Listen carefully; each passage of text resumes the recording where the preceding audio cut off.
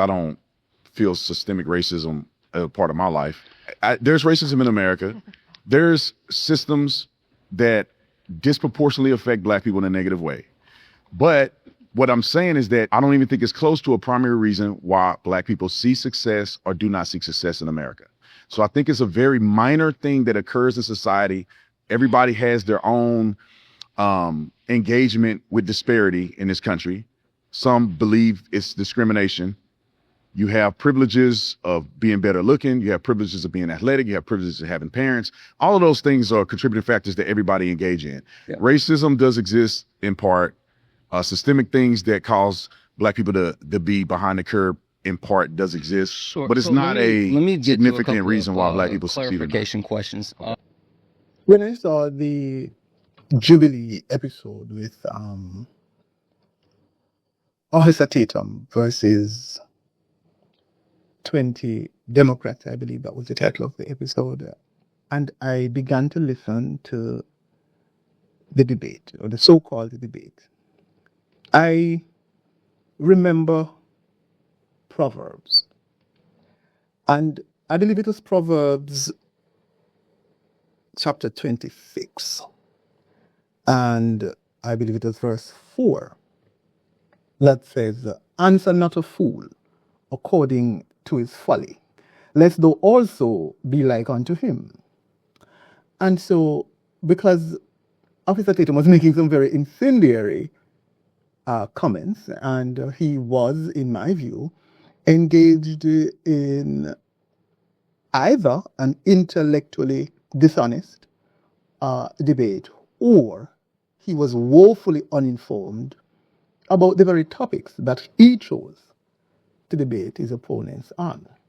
And so, people like this, you don't listen to them. But then I remember that the next verse, verse 5, right, says, "Answer a fool according to his folly, lest he be wise in his own conceit." And so I had this kind of dilemma. I know that there is an agenda that has been pushed using the likes of Officer Tatum. And when you watch these videos and you interact with them, it fuels the agenda. Like that's what they want. But then I'm thinking, if you are a king, let's just say you're a king and you have your subjects, and you're not a warmonger, you're not trying to, start a war with anybody, but then there are enemies at the gate. There's an army that is camped outside your gate, and they want to have war. What do? Do you ignore them, or do you marshal your men and prepare for a siege? And so I thought, well, the prudent thing to do, notwithstanding the fact that engaging the enemy in this sense is feeding into what they want. They want a war, right? But it's like, it's either you're going to get trampled on or you're going to fight back. And so I thought maybe I should look at the argument, take the feelings out of it, since, more often than not, these kinds of rhetoric are designed to appeal to emotion and not to facts. And so, obviously, when we have issues of race, there is a kind of sentimentality, and we have all of the injustices of the past that get mixed up with whatever it is that is being discussed in the present. There's a way of talking about race, especially in America. I'm on the Jamaican side of TikTok, so hopefully those of you who are in the United States of America may share it with your friends and family in the States so that they can get on the US side, because this is specifically geared towards people who are in the United States of America, because Brandon Tatum, who is famous on the white side of TikTok, who is a black man, but black on the outside, white on the inside, has made himself available as a tool for white supremacy, in my humble opinion. And so there's a way about talking about race in America that has become, very useful for people who do not want to deny the entire history of racism, because denying all of it would be ridiculous, right? But who also do not want that history or the institutions built through it to place any serious demand on the present. So the formula is very simple. You acknowledge that slavery happened. You acknowledge that Jim Crow happened. You acknowledge that redlining happened. You acknowledge that discrimination happened. And maybe you even concede that some isolated remnants of racism have survived up until today.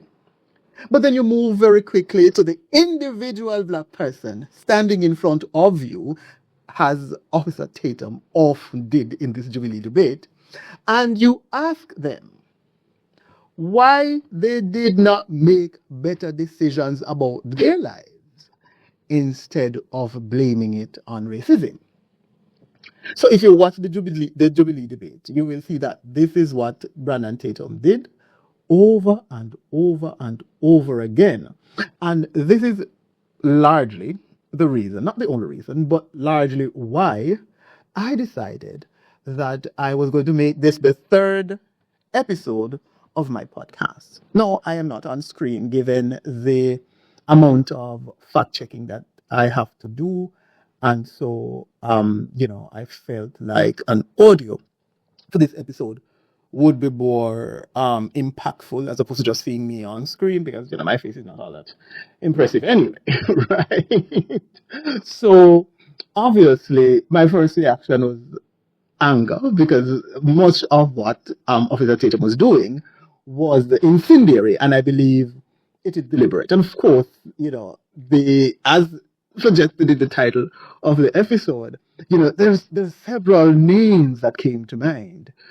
Cool, Uncle Tom, Uncle Ruckus, and that famous episode in Django Unchained, the exchange between Samuel Jackson's character and oh God, what's that dude's name? Is it Dale Hughley? It's not. What's that? Jamie Foxx's character. When Samuel was saying, "Who is that nigga up on that Niagara?" Something like that, right? So, that scene came to mind, and Jackson's character reminded me of the behavior displayed by Officer Tatum in that Jubilee interview. But the problem is that anger, right, would allow him to escape the more serious criticism. Because, I believe that one of the, the debaters did, when he sat down, he's like, I think you're full of shit, right? And these are the kinds of things that these people want. They want you to attack them personally so that it detracts from the substance of the arguments that they're proffering for acceptance. So I don't need to prove that Mr. Tatum wakes up every morning thinking about how to harm black people, right? I do not need to access his private thoughts, and I do not need him to confess anything. What I can examine is the arguments that he put in the public, the standard of evidence he applies to black people, the different standards he applies to institutions, and whether his conclusions survive contact with the record. So the title of this episode is deliberately provocative: The Final Boss of Khunery. And I'm not using this phrase because, Tatum is a black conservative. Black people are allowed to be conservative, Republican, libertarian, socialist, apolitical, confused, brilliant, wrong, contradictory, or anything else that human beings are allowed to be, because we're not a monolith. Political disagreement does not make somebody a racial traitor. What bothers me, though, about Tatum is much more, how should I put it, specific. He repeatedly takes the language of accountability, which has a legitimate place in any serious discussion of black people, and he turns it into a framework in which black behavior is examined under a microscope, while institutional power is allowed to disappear unless somebody can produce a racist confession. Now, that is the argument that I want to test in this episode. Because when they ask Tatum about systemic racism, the discussion kind of keeps circling back to a question that sounds reasonable on the surface, She's the system, right? Show me the law.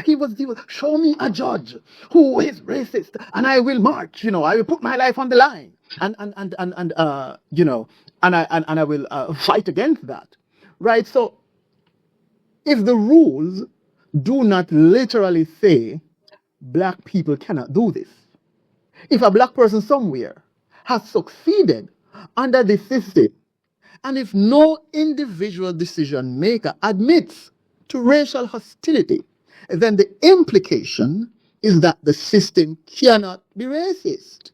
That is Officer Tatum's position, right? Now, that may sound persuasive to you if you accept a definition of systemic racism that has already removed the system from the systemic racism, right? So before we talk about police, crime, banks, courts, healthcare, Booker T, Washington, Republicans, Democrats, Trump, immigration, or any other claim that came up in that debate, we have to deal with the architecture of the argument proffered by Officer Tatum. What does a system actually mean? What kind of evidence should count when we evaluate a system? And why would individual intent be the only doorway through which racial inequality is allowed to enter the conversation? This is ACTA Podcast, and in this episode, we're going to be talking about Brandon Tatum, systemic racism, and the politics of selective accountability. Now, what does systemic racism actually mean?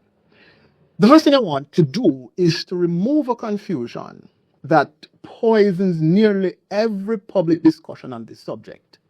Interpersonal racism, institutional discrimination, and systemic racism are related ideas, but they are not interchangeable. If a white supervisor believes black employees are inherently lazy and refuses to promote them because of that belief, we're talking about personal prejudice expressed through discrimination. Follow me. There is an identifiable person, an identifiable decision, and an identifiable racial motive.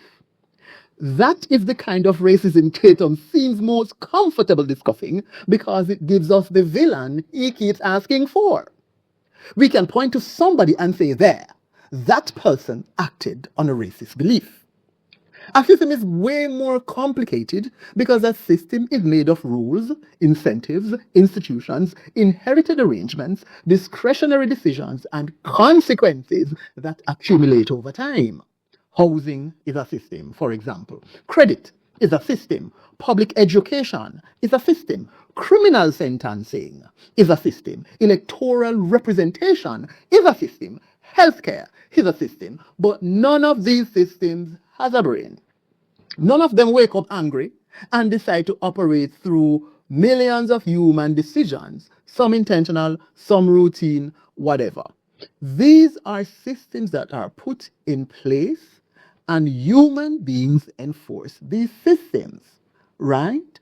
So for the purposes of this episode, when I use the phrase systemic racism, I mean racial disadvantage that is produced or sustained through interacting institutions, policies, practices, incentives, discretionary decisions, and accumulated historical conditions, whether or not every individual participating in those institutions consciously intends racial discrimination. So we're looking at outcomes, not individual actors.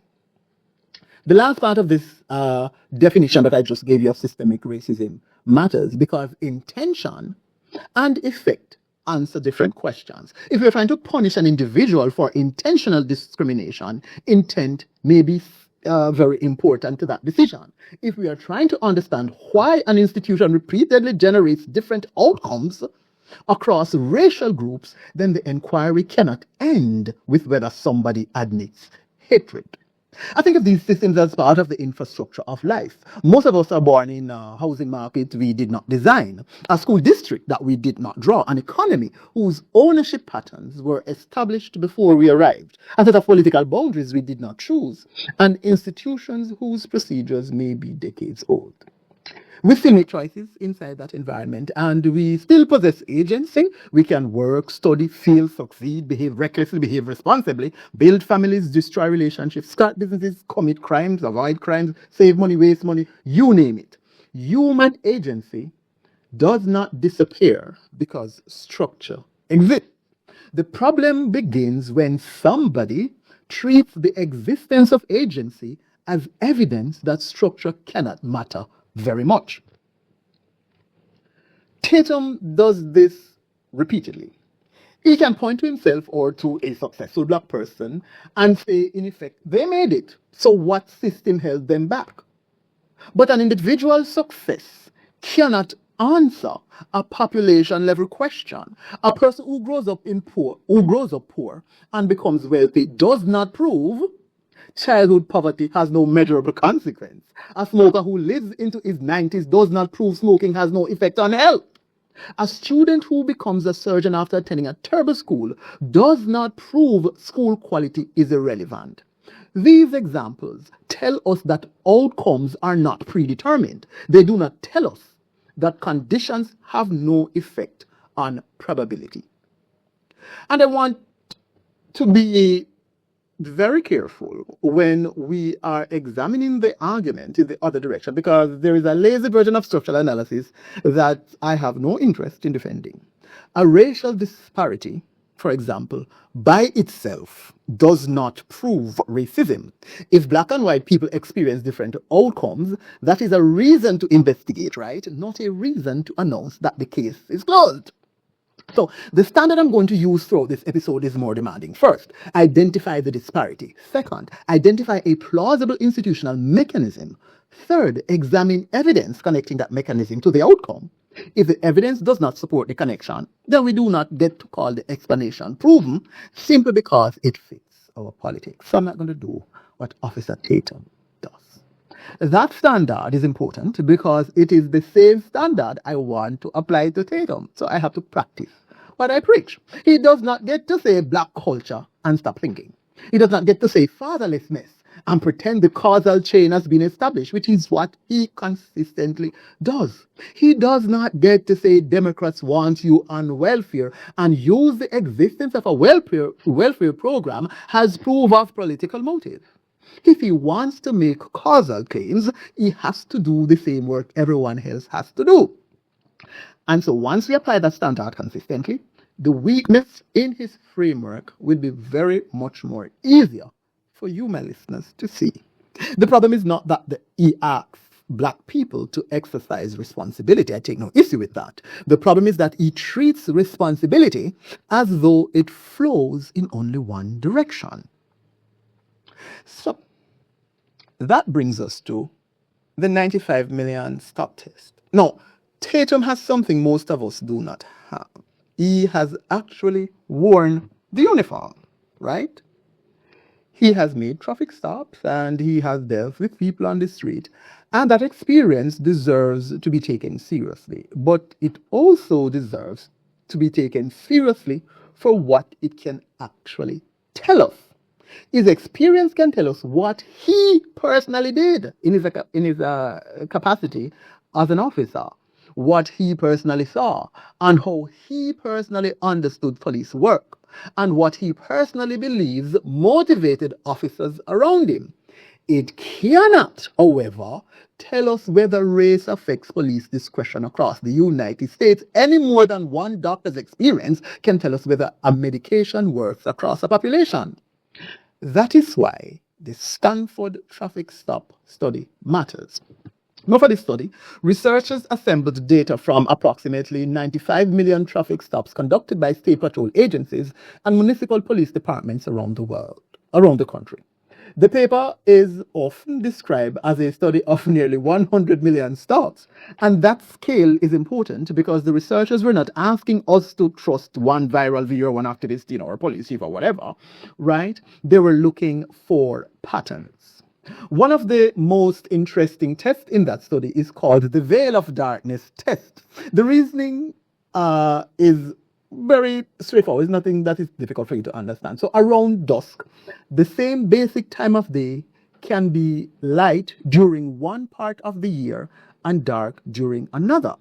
When it is dark, an officer has less ability to see the driver's race before deciding whether to initiate a stop.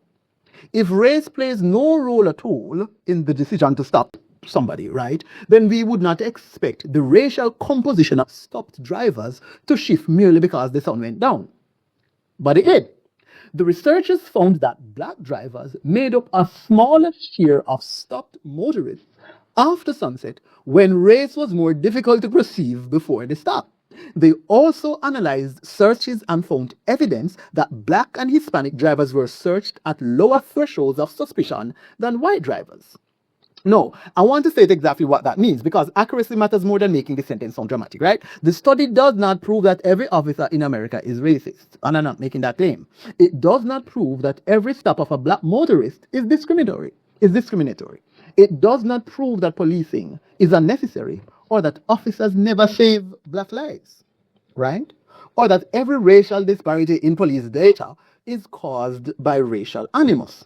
That would all be claims that go beyond the evidence. What the study gives us is large-scale statistical evidence consistent with race influencing discriminatory enforcement. And that distinction is the crux of the matter. Because Tatum's favorite escape route is to move from the system back to the individual. Did that particular officer hate black people? Can you prove he was thinking about race? Maybe the neighborhood has more crime. Maybe the officer could not even see who was driving. Maybe there is another explanation. The researchers anticipated some of that and designed tests around it. The veil of darkness approach is viable precisely because it asks what happens when the officer's ability to perceive race changes while other conditions around the timing of the stop can be compared. So imagine the standard Tatum is trying to ask us to accept. 95 million stops can reveal a racial pattern. Search thresholds can differ. The probability of a stop can change when race becomes harder to see. Yet, unless we can take an officer out of that data set and prove what was inside his head at the exact moment he turned on the light, Tatum frameworks always have somewhere to retreat. And now, this is not just about him being a skeptic, right? This is an evidentiary standard built so that the system can almost never be found guilty. And I'm not saying personal intent is irrelevant. If an officer intentionally targets black drivers because he dislikes black people, that matters very much, right? I am saying the systemic question does not depend on proving that every officer contributing to the pattern shares that intent. The system is the pattern of decisions and the rules governing those decisions. If race changes the probability of who gets stopped or searched, then a serious person investigates the mechanism instead of declaring the question settled because no one officer says race was not on his mind. Tatum wants his police experience to carry the authority of data when it supports his argument and the modesty of anecdote when data contradicts it. Now, I am not willing at all to give him that privilege. Now, let us look at black and black crime and the confusion between description and cause.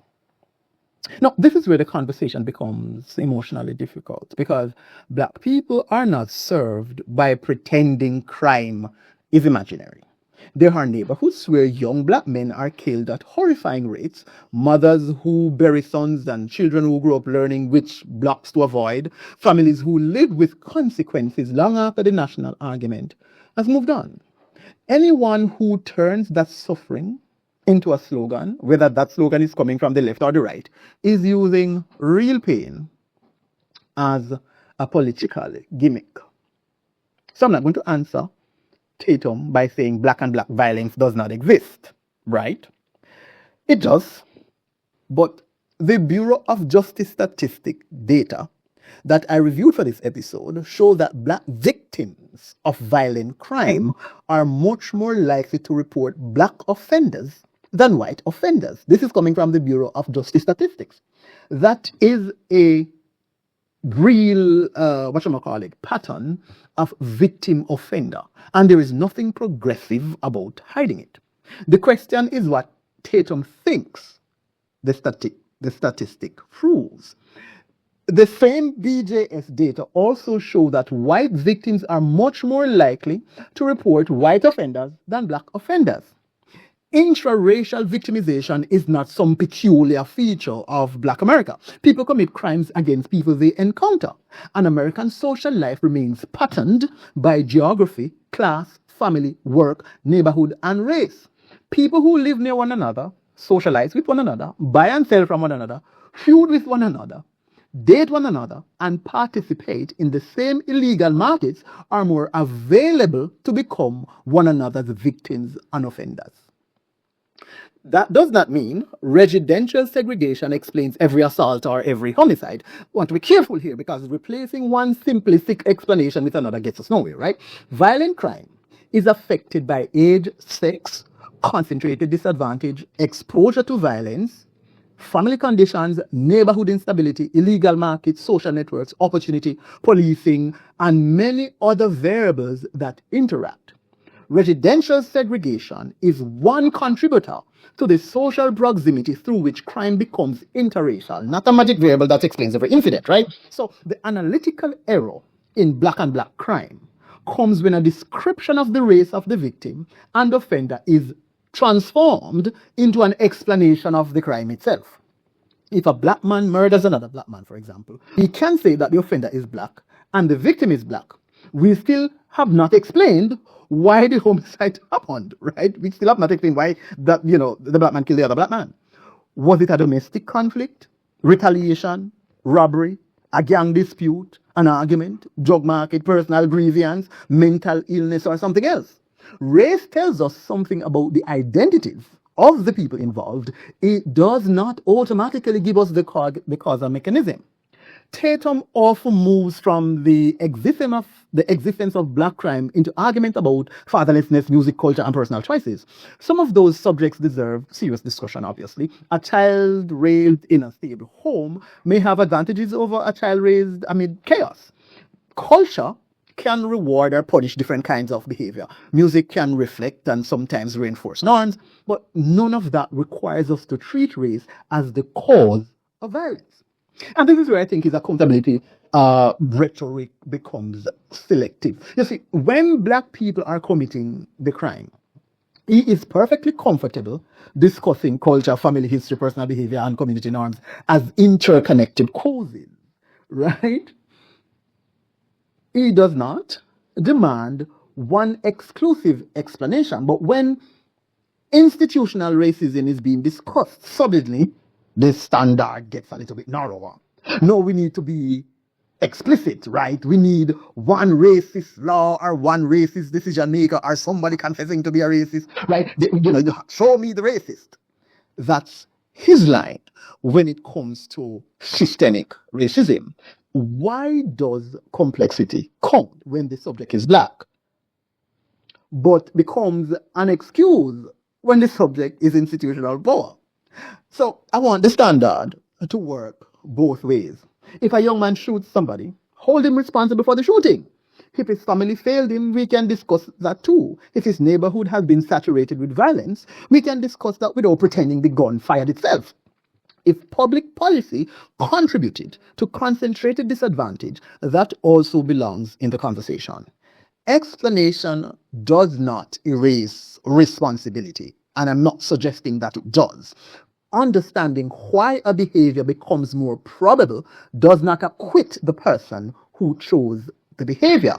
That's the distinction Tatum keeps collapsing, and it is why his version of accountability is so selective and, dare I say, vexing. He seems to believe that the moment we explain the environment around a choice, we have excused the choice, but we have not. We have simply refused to confuse moral judgment with causation, or causal analysis, if you will.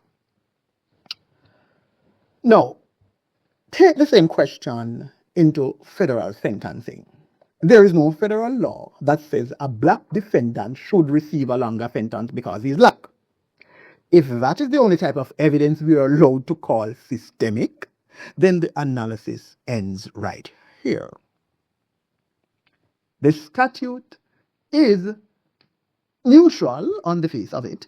The guidelines are neutral as well, and judges swear an oath, and the system can be declared race neutral by definition. When you read the laws and the statutes, on the face of it, they all appear to be neutral. They apply to everybody, right? Regardless of race, gender, creed, or whatever. The United States Sentencing Commission did something that was way more useful, which I'm going to use here in this episode. It analyzed federal sentencing data from fiscal years 2017 through to 2021 and examined demographic differences while accounting for sentencing-related characteristics available in the data. For all sentences in the Commission's model, Black men received sentences that were 13.4% longer than white men. Black men were also 23.4% less likely than white men to receive probation.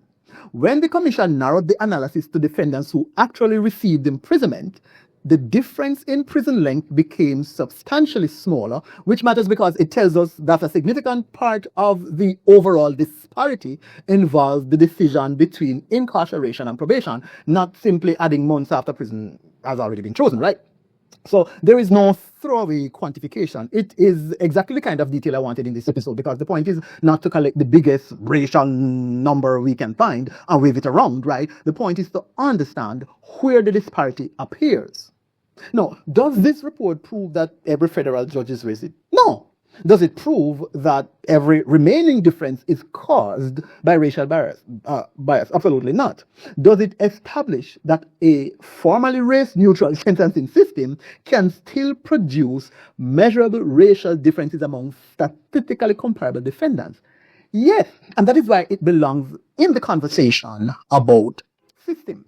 Now, if Tatum's response is that we cannot call the disparity systemic unless we prove that a particular judge intended to punish a black defendant because of race, then he has once again changed the unit of analysis. The Sentencing Commission is studying a system, while Tatum's test drags us back to one person's private intent. That is what he kept doing. And I don't know if it is intellectual dishonesty or just a myopic outlook, or he's engaged in sophistry, as most people tend to do when they're having these quote-unquote debates. I won't tell you what my views are on that, because let's just keep it at that, right? I won't tell you what my views are. No, this is important, right? Because systems often operate through discretion. And I think this is what he does not understand. The law may be neutral, but it's people applying the law, right? And if the person is jaundiced by the accumulation of the experience that they've had with black people, then you may see a pattern in how they sentence black people. And there may be no conscious intent, right? Because we are all a product of our environment. We are all a sum total of the experiences that we have had. And our values and choices and decisions operate within the ambit of the totality of that experience.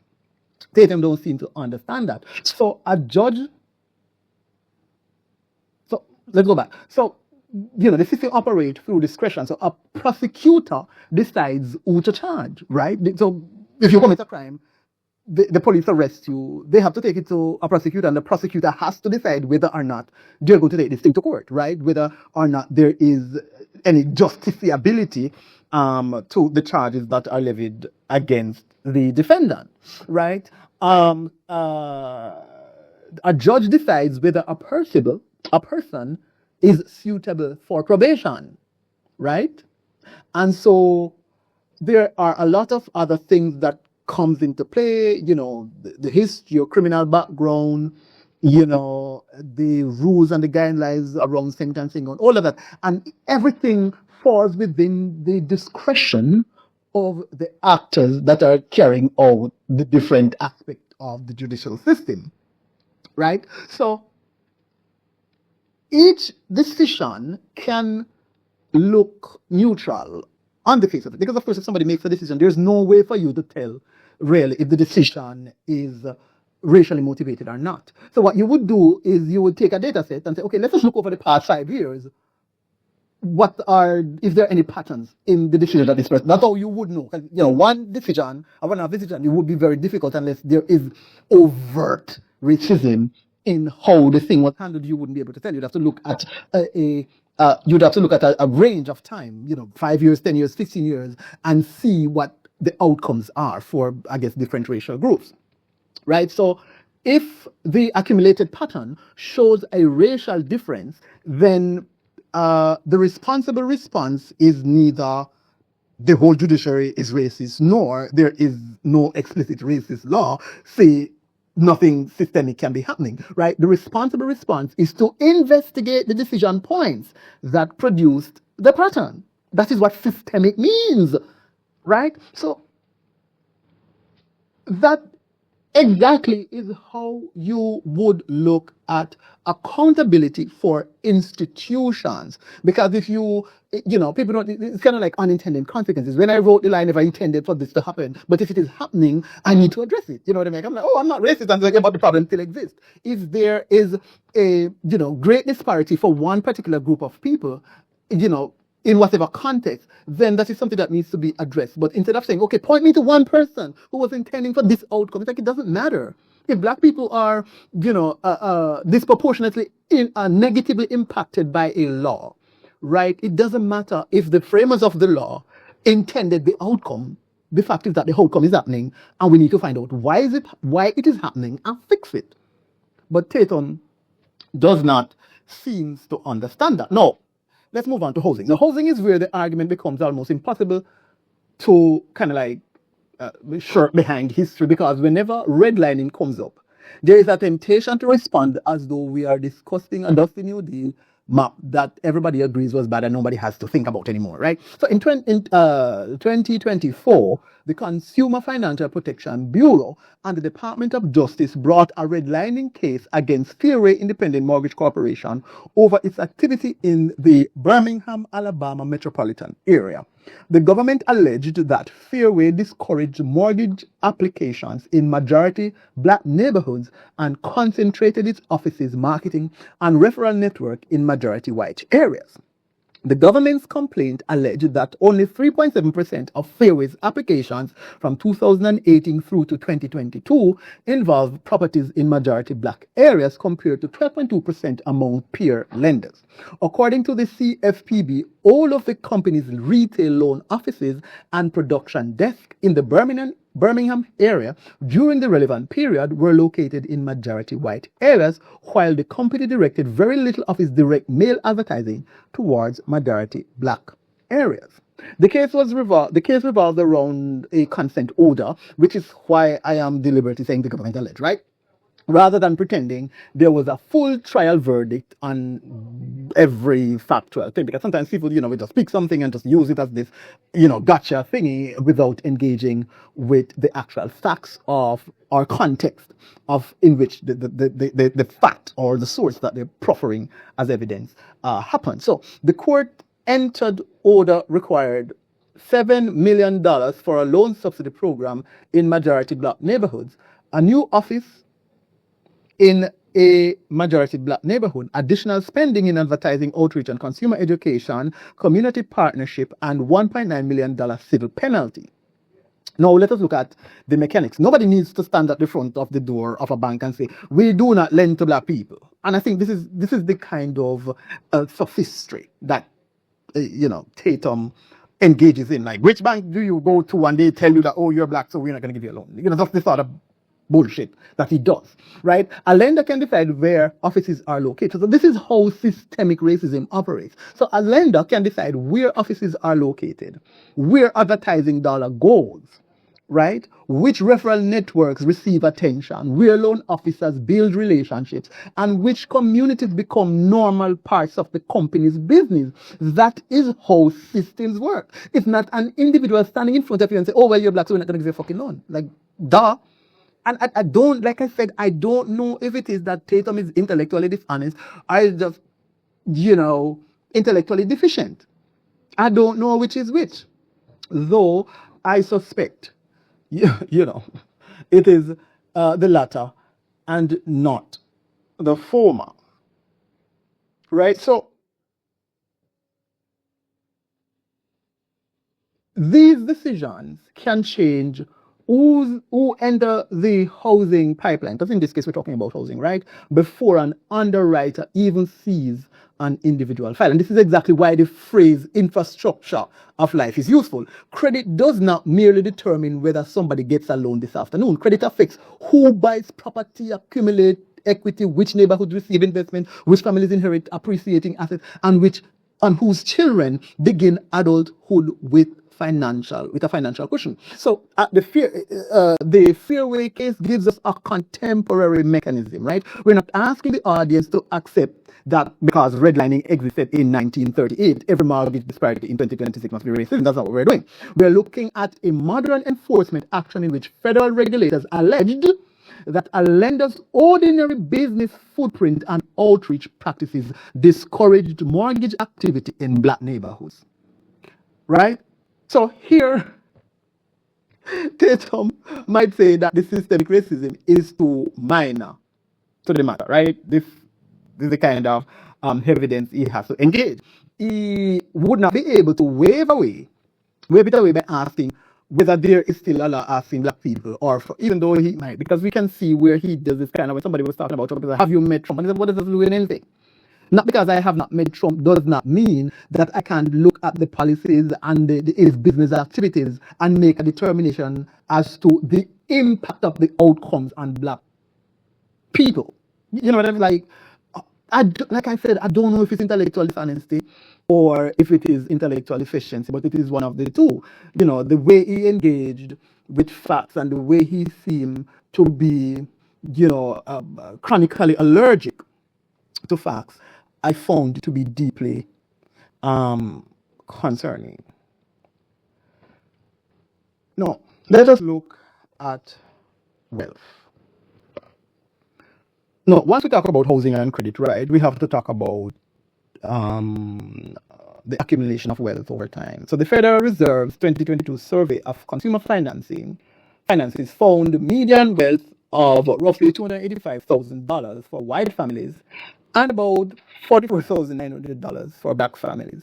The Fed described the typical white family as having about 6 times the wealth of the typical black family.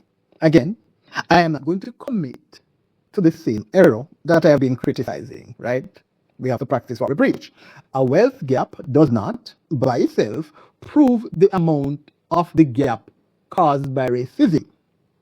Income, savings, marriage age, business ownership, investment choices, home ownership, debt, inheritance, family support, geography, education, and many other factors contribute to wealth. But the moment we identify wealth as an accumulated stock instead of a single year paycheck, history becomes analytically relevant. It's relevant to the analysis whether Tatum likes it or not. And I think what's the girl name?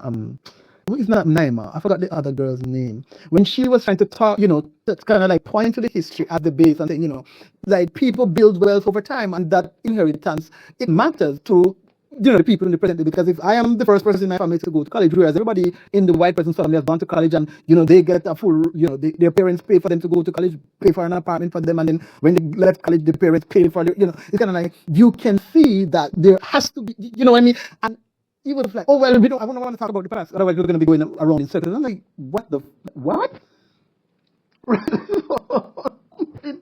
I don't know. Like, it just, like, I don't know, man. I was just incensed by the way he conducted that debate. But like I said, there are many factors that contribute to it. But the moment wealth is built through assets, right, that go up in value. A house that someone buys, say 30 years ago, may become home equity for them or their family today.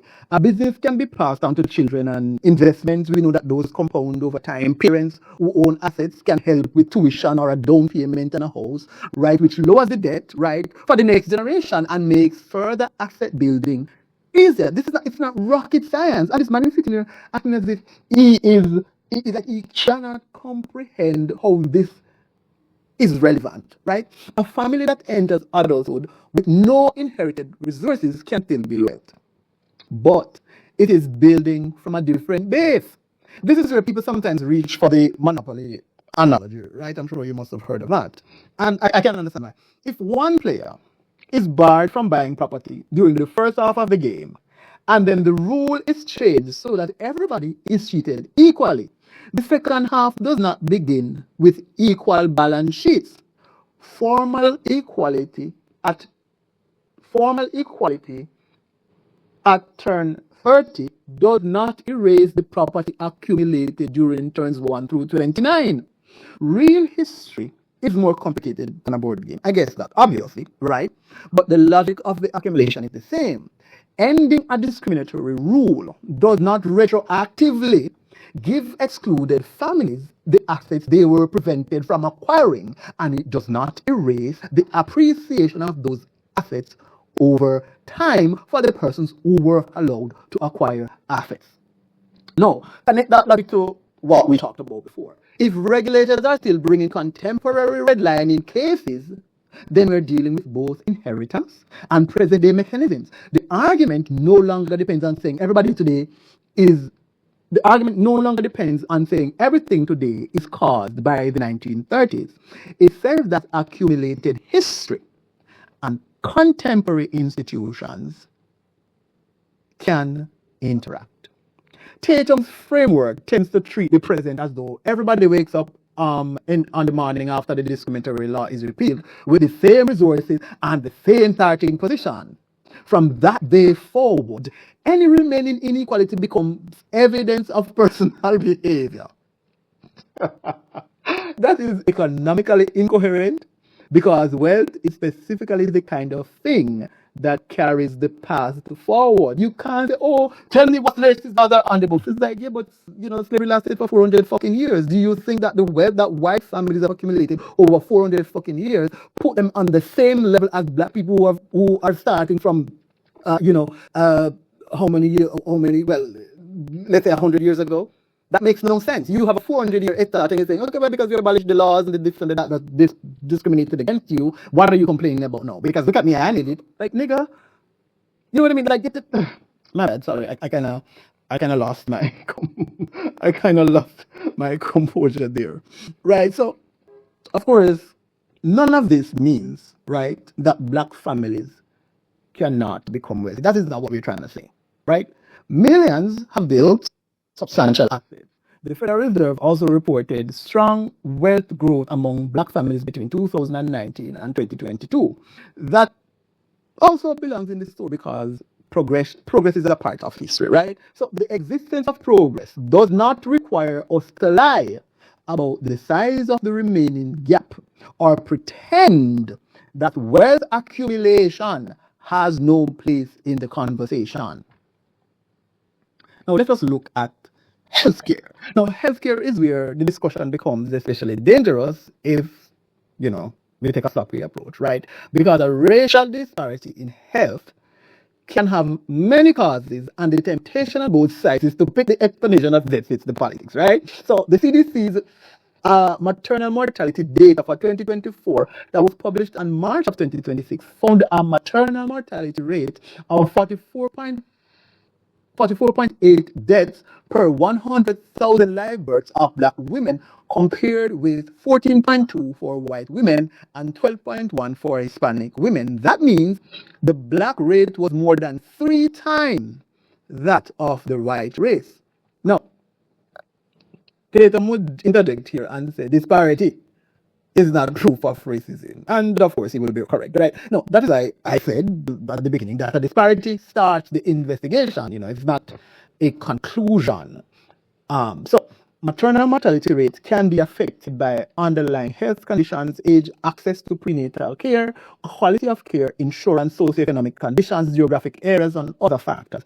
The CDC identifies differences in healthcare quality, chronic conditions, and social determinants of health among the contributors to the racial disparity. Now, we move from outcome to mechanism. There is a documented history in America of medicine of false biological belief about racial difference, including beliefs about pain sensitivity and physical differences between black and white bodies. Research involving medical students and residents found that some trainees endorsed false biological beliefs about Black people, and that endorsement of those beliefs was associated with differences in pain assessment and treatment recommendations. Now, I want to be precise because the exaggerated versions of this argument is easy to knock down. I am not claiming that every data in 2026 was start from a textbook that Black people have fewer nerve endings. I am not claiming that a false belief about pain explains the entire maternal mortality gap. I am saying that racial beliefs can survive inside professional judgment even when the individual clinician does not walk into the hospital thinking of himself as a racist. Now, let us look at kidney medicine. For years, commonly used equations estimating kidney function included a race adjustment for Black patients. Those equations were built into routine clinical practice. A doctor did not have to invent the racial assumption. A laboratory could calculate the numbers automatically. The clinician could simply follow the accepted protocol. The kidney community eventually moved toward race-free equations. That is a very important part of the story because it demonstrates what structural analysis is actually for. The purpose is not to free society into a permanent guilt. The purpose is to identify a mechanism that may be producing inequity, study it, and change the practice when the evidence supports change. Now, put that back against Tatum's definition. If the racial assumption is embedded in an accepted calculation, where in the individual races he wants us to find? A doctor can be kind, conscientious, professionally competent, and personally opposed to racism while still using a tool that classifies patients by race because that is how the institution trained her. That is why systemic analysis cannot be reduced to moral accusations against individual people, which is what Tatum consistently does. Show me the racist. The hospital can reproduce a racial effect through procedures, decision tools, resource distribution, referral patterns, and clinical judgment without requiring a cartoon villain in a white coat. We don't need a Dr. Frankenstein, sir. We don't need a Dr. Mengele to say that the system itself is producing disparate outcomes among a specific group of people. And I think that is what Tatum just could not wrap his head around. Now, let us look at disparate-impact, Louisiana versus, Callais, and the question of intent. Now, there's a moment in the Jubilee debate that I'm going to focus on for a little bit. Now, as Challenger brings up a disparate impact, and the conversation nearly slides past it because everybody's talking, over one another. And that was one of the things that I found to be very annoying. People, there was just no opportunity that were provided to speakers to at least get their point across. I think that it is respectful for you to allow the person to speak for at least 30 seconds before you interrupt, unless what they're saying is kind of like just factually it's just way is like no, I can't allow you to go on, like you need to stop what you're saying. No, you know what I mean? Unless it is kind of like, if it's so egregiously wrong, then allow the person to speak before you interrupt, right? And listen to understand instead of listening to respond. So that was one of the biggest things that I found in the interview. No, disparate impact doctrine exists because discrimination doesn't always, is not always explicit in racial classification. A policy can be written to be neutral and still create a discriminatory effect. So the legal doctrine is a little bit more complicated than the numbers are different, therefore racism. And anybody who describes it that way is making the argument easier to dismiss than it is to be. So the actual questions involve the practice, the effect, the justification for the practice, and the legal standards governing whether the effect is actionable. But the underlying philosophical conflict is how much should discriminatory intent matter compared with the discriminatory effect, right? So we're looking, how much does the intent matter versus the outcome? So the conflict between, so we look at the federal policy that came about in April of 2025. So when President Trump issued an executive order directing agencies to eliminate disparate impact liability to the maximum degree possible, the Administration's position is that disparate impact rules can create liability without adequate proof of intentional discrimination and can pressure institutions toward race-conscious decision making, right? So you can agree to disagree on that, but we should not dismiss what it is actually telling us. The argument Tatum makes in the debate is connected to the dispute over what the federal government should even recognize as evidence of discrimination. Then in 2026, you had the Louisiana versus Callais. I think that's how it's pronounced. I may be butchering that. No.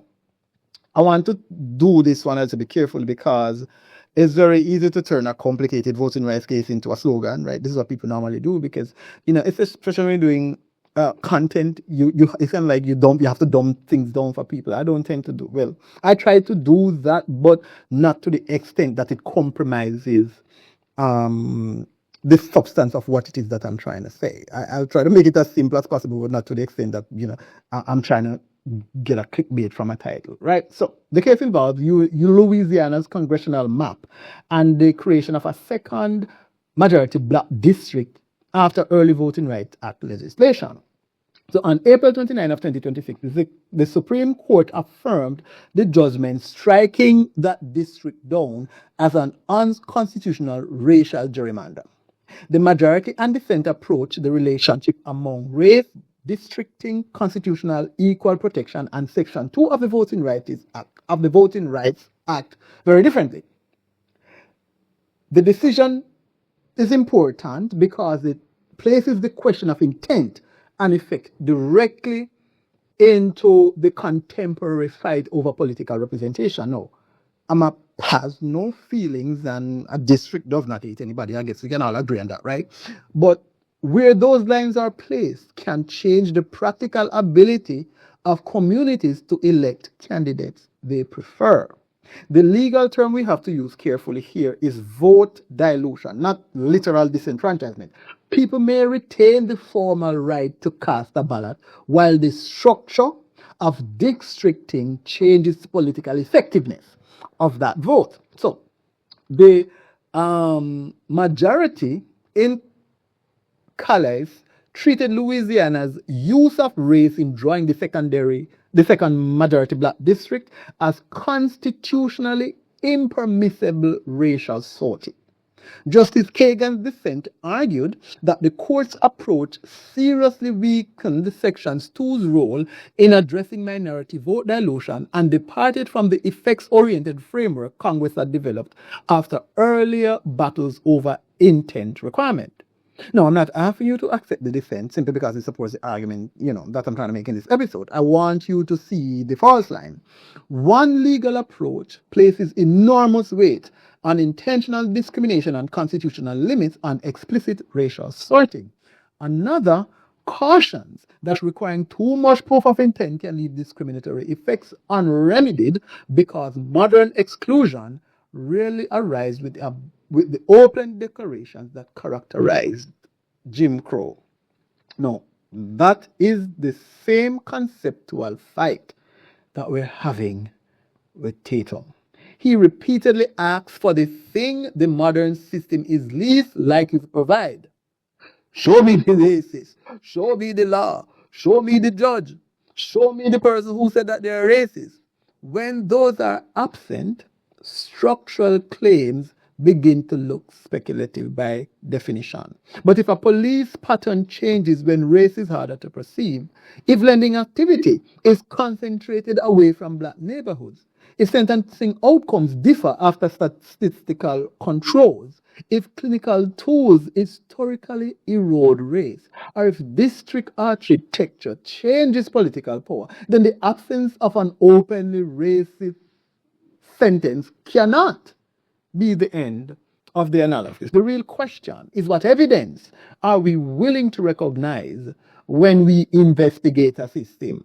So the question is bigger than Brandon Tatum. It now is embedded in the federal civil rights policy and the Supreme Court doctrine. So systematic racism does exist. I think in part systematic racism and Okay, racism in so- America does exist. Okay, thank you. You literally. I don't just think, but confirmed my it. point is that I don't think that it rises to the degree that it affects Black people where they cannot be successful in America and they cannot have the same opportunities as others do in America. I don't think Okay. I don't think it's a primary causation of Black people or the things that are ailments in the Black community that So- cause the numbers of Blacks in marker points to go down and be degenerate. So I Would turn into personal responsibility.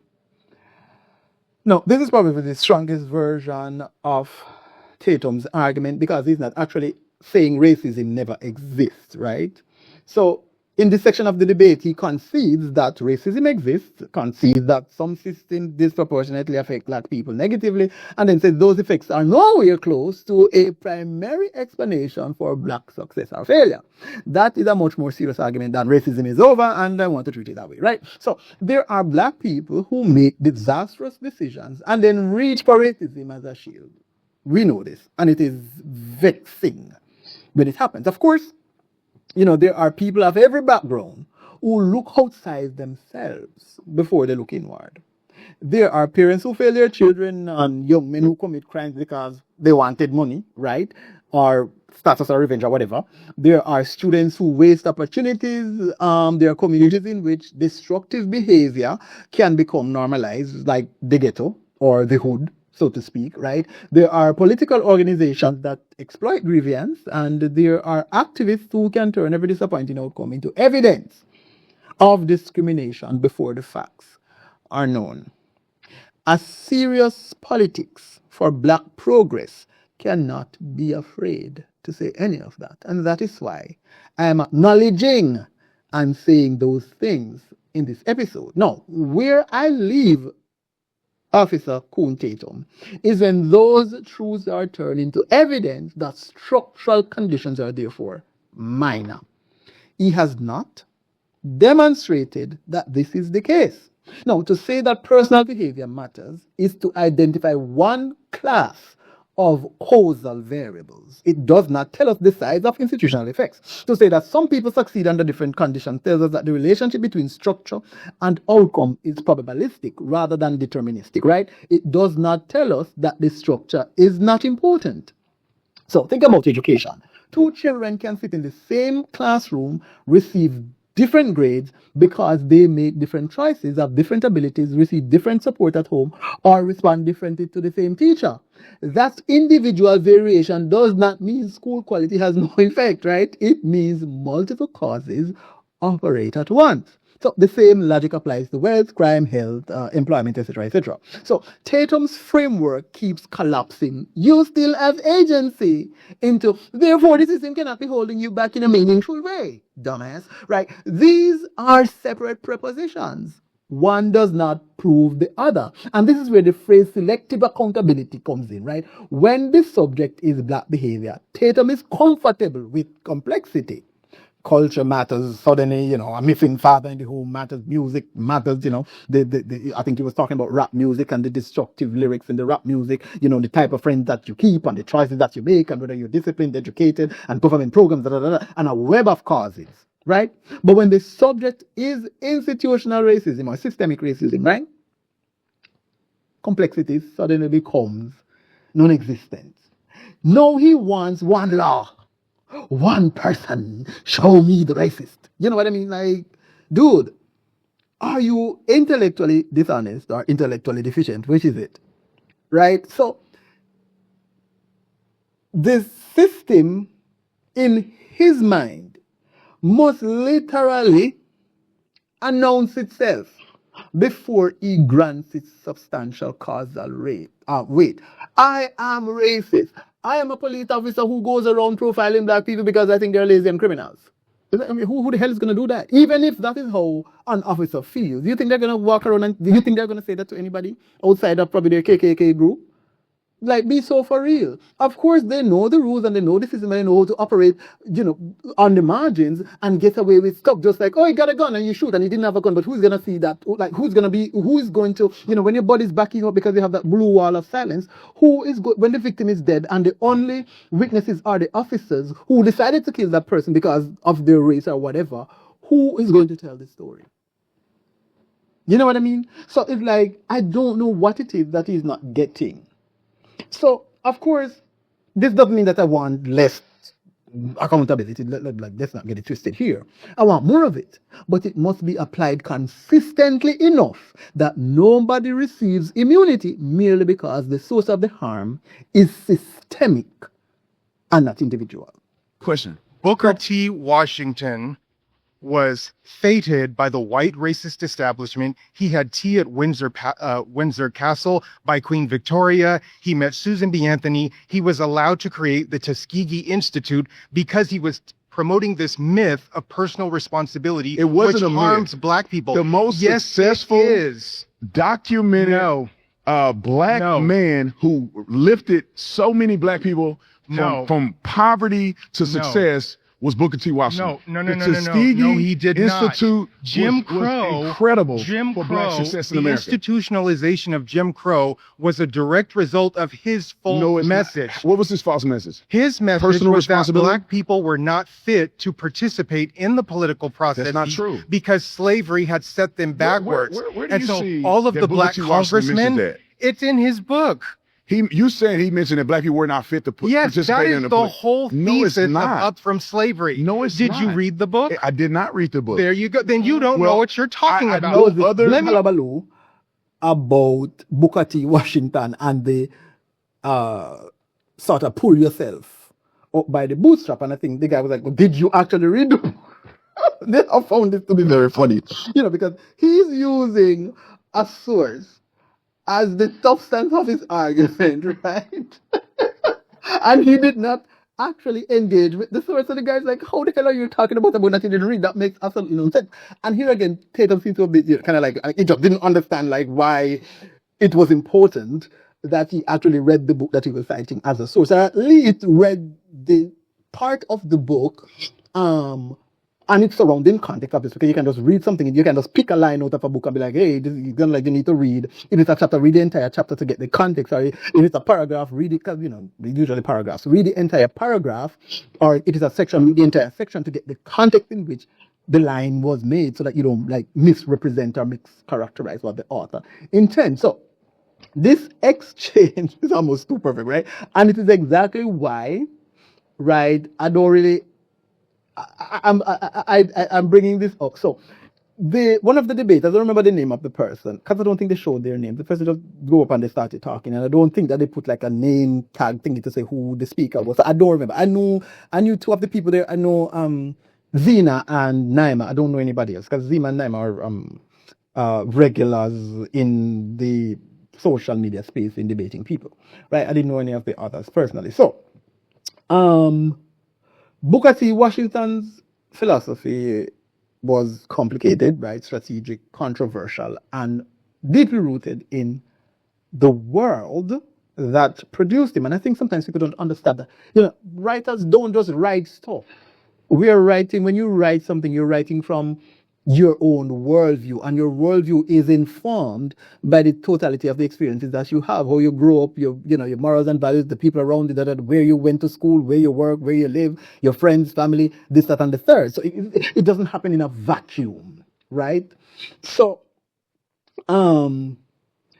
he was born as a slave, Booker T. Washington, right? He emphasized vocational education, economic independence, property ownership, discipline, business information, and forms of self-development that he believed could strengthen black family in a country where white political power was violently restricting black citizenship. His accommodationist strategy was criticized by W.E.B. Du Bois and others who believed Washington conceded far too much on political and civil rights. That criticism is important because Washington's Atlanta Compromise has long been debated precisely because he was trying to navigate a society in which direct confrontation with white power carried enormous cost. But here's why Washington is so useful for this episode, right? He did not have to pretend Jim Crow was imaginary in order to preach self-help. This is the contradiction Tatum cannot resolve. Washington could tell black people to Get skilled, build businesses, save your money, own property, and cultivate discipline while also living in a social order where black voting rights were being stripped away. Racial terror was real. People were being lynched and killed. Segregation was enforced. Black people and white people couldn't share the same bathrooms, right? And white institutions controlled access to political and economic power. The Library of Congress required almost complicates the idea that Washington simply accepted disenfranchisement as morally proper, right? He privately supported legal efforts against some Jim Crow restrictions, even while publicly pursuing a more accommodationist strategy. This exposes the weaknesses in Tatum's use of personal responsibility as though it belongs on one side of the argument. The black intellectual tradition has never required that decision. Black thinkers have argued for self-reliance and structural reform at the same time, sometimes emphasizing one more than the other, sometimes fighting bitterly over strategy, but rarely needing the surrounding system to be imaginary before they can talk about black agency. When Tatum invokes Washington without having read up from slavery, the problem is not that he skipped the homework, right? The problem is that he uses the symbol of Washington to support a false historical binary. The real Washington makes that binary much more harder to sustain. You can demand more from black people while demanding more from America. Those demands do not cancel each other out. Now, let us look at the claim that Democrats started the Klans. The party history section of the debate is a good example of how a true historical fact can be used to support a false historical conclusion. Southern Democrats were central to white supremacy, segregation, disenfranchisement, and violent resistance to Reconstruction. I'm not going to soften that issue because modern Democrats find it embarrassing. The Democratic Party of the 19th and early 20th centuries contained the political machinery that defended Jim Crow across the South. So if somebody says Democrats were deeply implicated in the white supremacist order of that era, that is not Republican propaganda history, right? So the Reconstruction era Republican Party, by contrast, was the party under which the 13th, 14th, and 15th Amendments were adopted. Radical Republicans were the faction most committed to aggressive federal protection of black citizenship and Reconstruction. They are important because in the 1870s leading up, is why the argument in the Jubilee debate that the radical Republicans somehow disappeared around 1868, and that is wrong. Federal enforcement legislation, the Ku Klux Klan Act, and the Civil Rights Act of 1875 all belong in the longer Reconstruction struggle, right? So if the conversation ended in 1875, Tatum would have a devastating point about party identity, but the conversation does not end in 1875. Political parties are coalitions. Coalitions change when issues change, regions change, voting populations change, economic interests change, and politicians discover new paths to power. The name of the party does not, what should I say now, does not decimate its ideological composition forever. So black voting behavior began changing during the New Deal era. The Library of Congress records that African Americans had traditionally supported Republicans, but Franklin Roosevelt's presidency began changing that kind of voting pattern, or whatever you want to call it. So, House historical material notes that black voters were voting consistently Democratic by the late 1940s.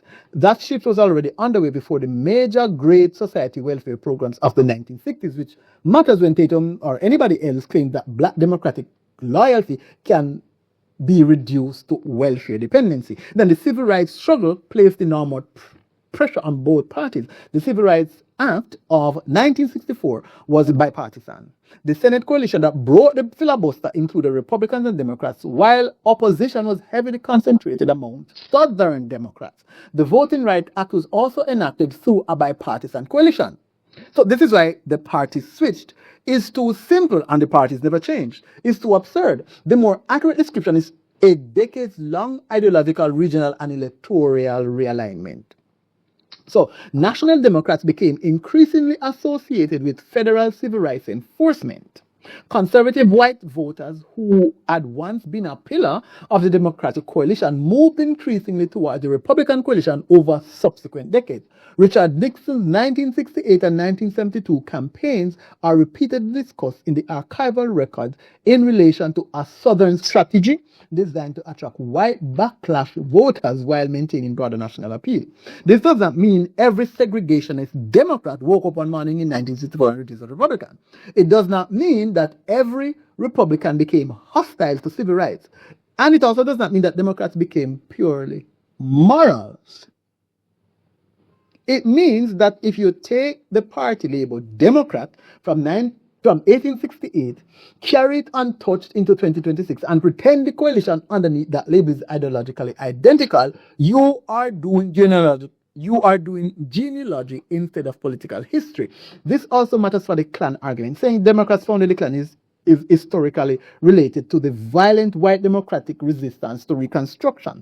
Using that fact to imply that a black voter supporting a modern democratic candidate is therefore supporting the same political coalition as 19th century Klansmen requires you to erase a century and a half of realignment, civil rights legislation, migration, regional change, and voter movement. And this is, I keep going back, like, I don't know if it's an intellectual dishonesty or intellectual deficiency. I don't know, because it's like, come on, man. A debate, even though you're trying to win the argument, the overarching objective should be facts. You must be factual in what you were saying, and your opinions must be informed by the historical facts as they stand. You can't rewrite history or erase history or discard history just because the history does not support the point that you're trying to make, and you feel that you have to engage in this kind of intellectual gerrymandering in order to win the argument. Well, the First Step Act has been designed to reverse the effects of over-policing from the past. That was done that. The First Step Act, yes, it was. Okay. To allow for people who were incarcerated with sentencing for drug dealing and less violent crimes for them to have some relief. My uncle got out on the First Step Act. Okay. Urban revitalization. Yeah. Injecting money into these inner city communities. Permanent funding for HBCUs, which Barack Obama never did. Donald Trump implemented. Okay. I mean, I can go down a list. Yeah. And I think that lowering taxes and all the other benefits that Americans get is also beneficial to black people. So it's funny because I've watched. No, we're going to look at HBCUs and the First Step Act. I think this is where I want to, I suppose, give some credit to what Tatum was saying, because at the end of the day, it's like, if you're right, you're right. If you're wrong, you're wrong. It's not about demonizing anybody. It's about looking at the substance of the arguments or the claims that they're making and putting them under the spotlight and see if they withstand to scrutiny. And of course, if the person has racist beliefs, we can say the beliefs are racist without any kind of impunity. No, the First Step Act tried to have meaningful criminal justice reform. It included reforms that reduced some federal sentences and expanded earned time mechanisms and made the Fair Sentencing Act's crack cocaine reforms retroactive for eligible defendants. Black defendants benefited from those provisions, and so Tatum's personal story about his uncle gives the policy a kind of human dimension, right? But even without that anecdote, the underlying claim that the First Step Act produced actual benefits, right, is true, and Trump signed it, and so we have to, bring that into the record, so to speak. So Tatum is also points to permanent federal funding associated with HBCUs and other minority serving institutions. So Trump signed the Future Act, which made an annual stream of funding permanent. That legislation was bipartisan, and the total figure frequently quoted in political conversations includes several categories of minority serving institutions, not just, HBCUs, but the basic claim that Trump signed legislation making significant HBCU related funding permanent is a fair one. So we have to also put that on the record. Why am I spending time saying this is an episode that is deeply critical of Tatum, right? So the evidence, right, cannot become a costume that we put on when it suits us.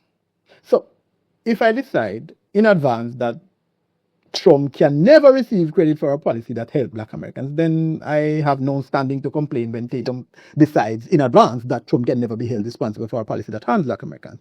And I think this is the kind of debate that people say, if I support Trump, I can't call him out if he does something wrong, or if something that he supported caused harm to people.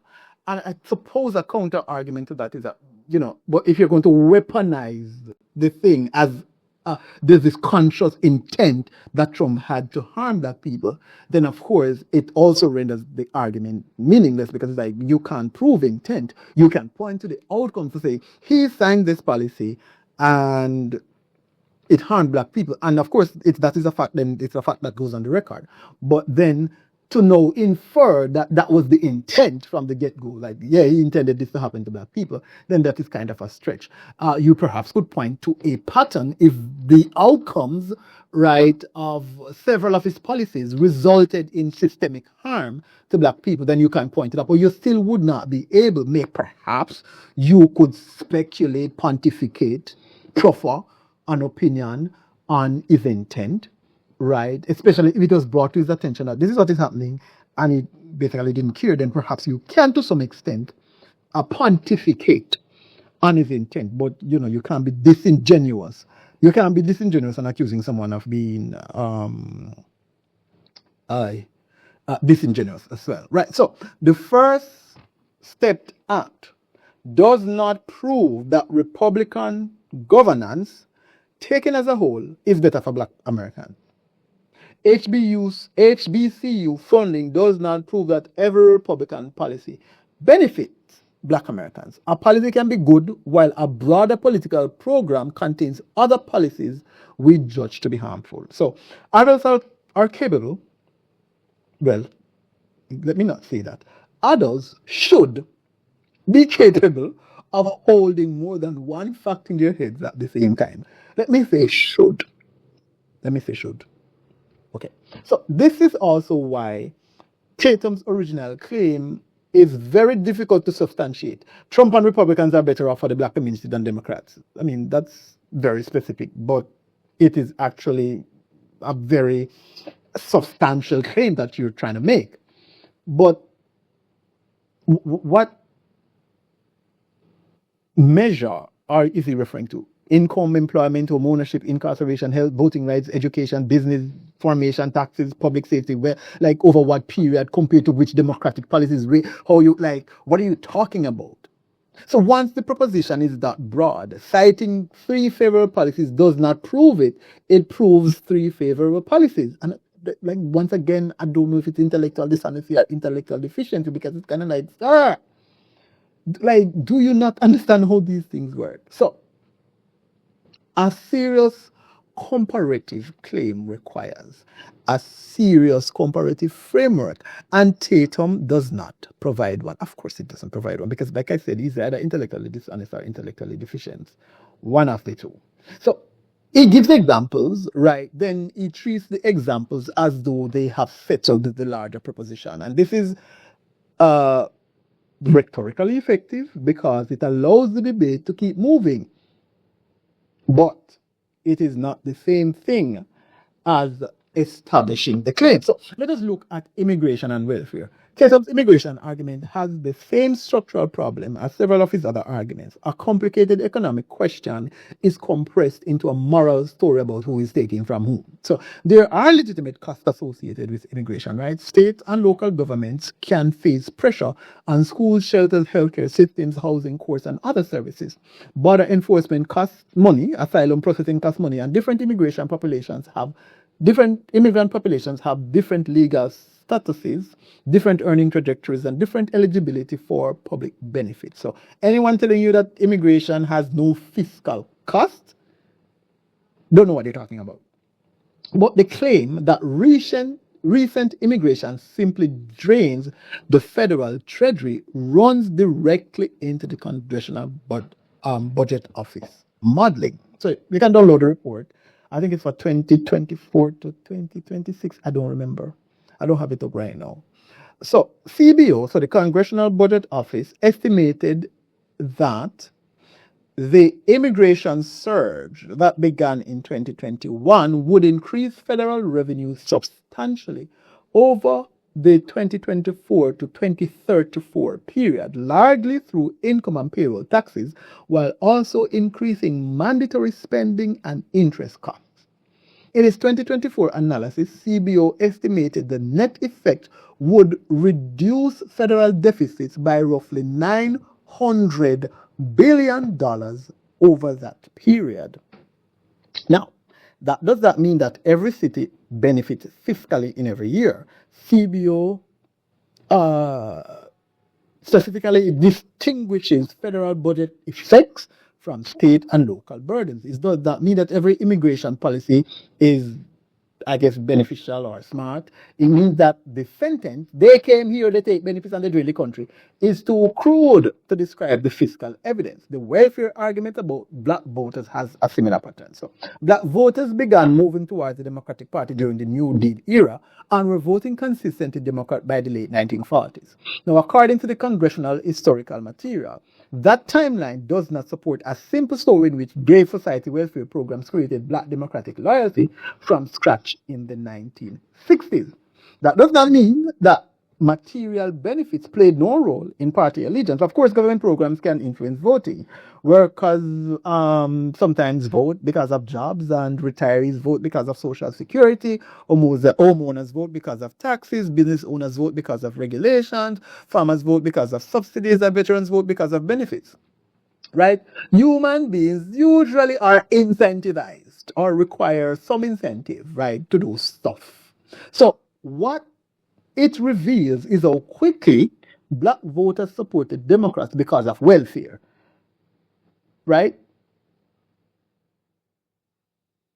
But that argument is about dependency when similar political behavior by other constituencies is described as rational interest group politics. So the history of black partisan movement includes the New Deal, labor, migration, civil rights, federal enforcement, local political machines, representation, economic policy, and reactions to the positions taken by both parties. You do not have to believe that Democrats have served black people well to recognize that the voting pattern has a history more complicated than a welfare check. So, in fact, I am perfectly willing to criticize Democratic politicians for taking black voters for granted, showing up with rhetoric during election season and failing to deliver on promises that they have made, or assuming that Republican racial politics will do the work of mobilizing black voters for them. None of that requires me to accept Tatum's theory of dependency. Now, once again, his explanation becomes monocausal, exactly where complicity would weaken the moral argument. Black people vote Democratic, welfare. Black people commit crime. It's culture. Black people have low wealth. It's because of the choices that they make. Institutional disparities exist. Show me the racist. Right? And so he engaged in this kind of asymmetrical argument to sidestep the issues and avoid engaging with the points substantively or on their merits. Right? What would actually count as systemic racism for Brandon? I don't even know, because I don't think this man knows what systemic racism means. Right? So he says that racism exists, right? He says that some systems disproportionately affect black people, and those effects are not close to the main reason for black success or failure. Okay, fine, cool, whatever. What empirical finding, though, would cause him to revise that estimate upward? Would 95 million traffic stops be enough if racial patterns change when race becomes harder for the police officers to see? Would lower search thresholds be enough? Would federal Enhancing disparities after statistical control be enough? Would contemporary redlining enforcement case be enough? Would a 6-to-1 median wealth gap combined with identifiable historical and modern housing mechanisms be enough? Would racialized clinical tools be enough? Would a maternal mortality rate more than 3 times the white rate be enough to at least demand investigation of institutional mechanisms? Would a voting rights doctrine increasingly centered on intent rather than effects be relevant to the systemic debate question? If none of these things count until we find a law that literally says discriminate against black people, then the conclusion has been protected from evidence. And that is why I keep returning to the definition. A person can define systemic racism so narrowly that contemporary evidence can never satisfy the definition. And once that happens, the arguments look empirical because the speaker keeps demanding proof.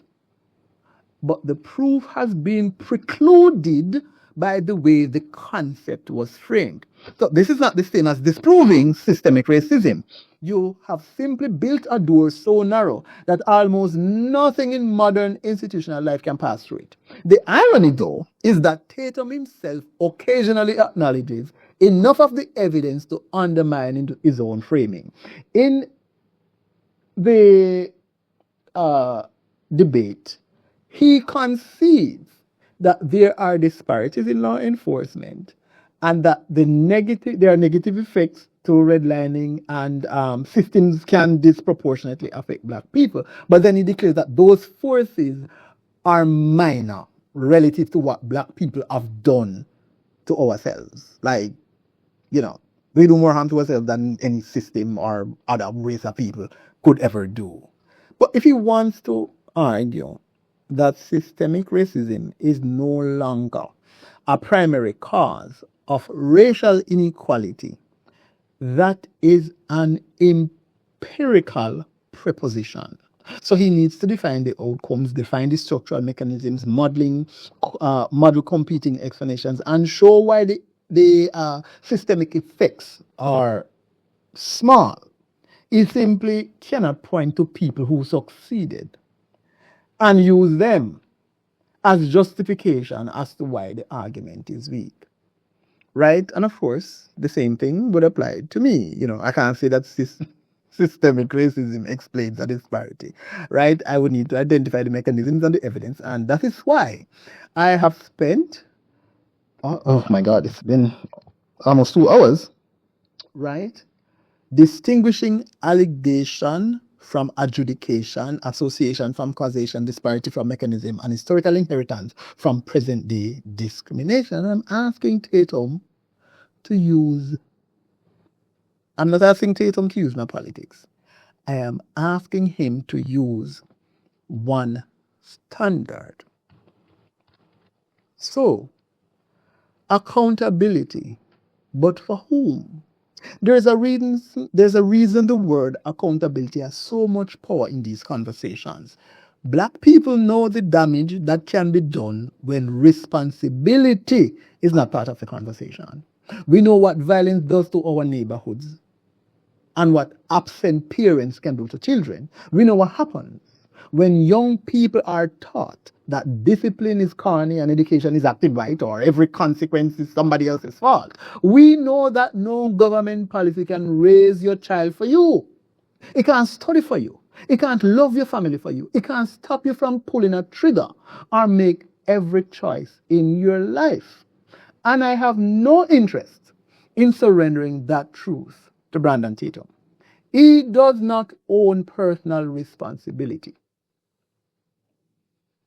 And white people do not own self-reliance. There's a long black tradition of demanding excellence under conditions that were far more hostile than the America that Americans live in today. That tradition includes people who fought systems and built institutions at the same time, who demanded civil rights and preached discipline, who understood that oppression could be real without reducing black people to helpless objects. So the question is, why accountability should stop with us. If I commit a crime, hold me accountable for the crime. If a father abandons his children, hold him accountable. If a mother neglects her children, hold her accountable. But if a lender redlines a neighborhood, hold the lender accountable as well. If a sentencing system produces persistent disparities, investigate those decision points. If a police department exercises discretion differently across racial groups, examine the department, investigate them, look into what they're doing. If a government policy creates a barrier or produces unequal outcomes for a specific group of people, hold the government accountable. Why would you call that victimhood? Why is accountability noble when you aim it as a gun at a black teenager, but suddenly it is ideological when you aim it at a bank? Tatum's rhetoric applies intense scrutiny downward, but then he's skeptical when it comes to white people. He is willing to infer broad cultural pathology for black crime statistics, but systemic racial patterns often require a nearly impossible standard of explicit intent before he grants them serious explanation. Show me the judge who is doing racist stuff and I'll go march out in the street myself. He says, as if that means something. It sounds, on the face of it, like a man who is refusing excuses.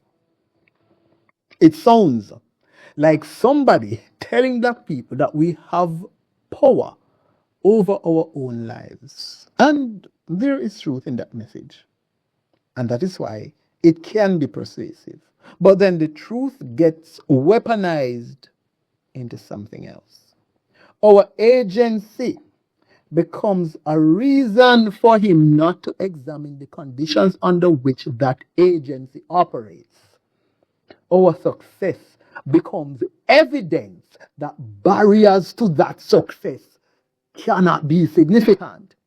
Our failure becomes evidence of cultural deficiency, and systemic or institutional power become background noise unless it fesses up and say, I am racist. I am deliberately making decisions that disproportionately disadvantages black people.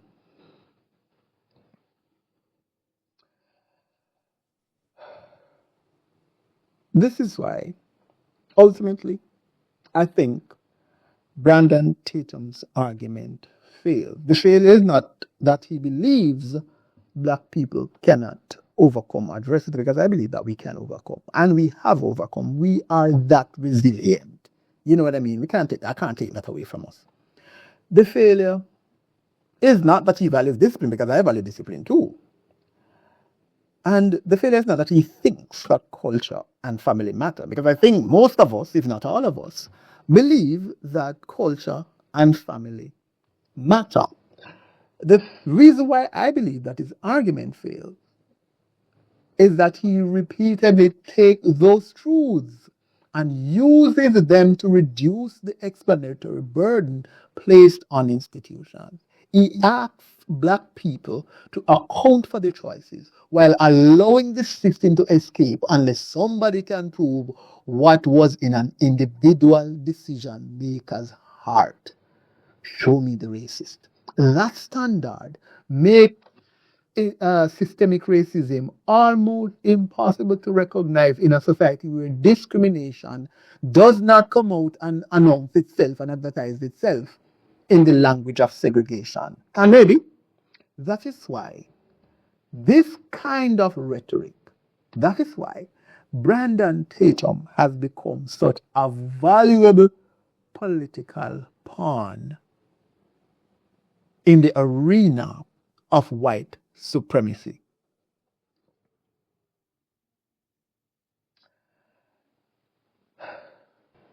If Brandon Tatum wants to call himself Officer Tatum while making these kinds of arguments about black people. Okay, fine. But the badge or his personal experience is not data. Being a black man does not make his interpretation of black history self-authenticating. Being conservative does not make him wrong, and being confident does not make him right. The evidence still has to do the work. And that is the standard that I uphold. And I think that is the standard that he should too. But I don't think that he will. Anyways, you have been listening to ACTA Podcast. And I hope that, you find this episode to be interesting. I'm not asking you to agree with the conclusions that I have drawn. I'm asking you to apply the same standard of evidence in every direction, especially when somebody's asking you to believe that black failure is cultural, but systemic racism is either non-existent or accidental. If we're serious about accountability, then nobody gets exempted from the accounting. See you in the next episode.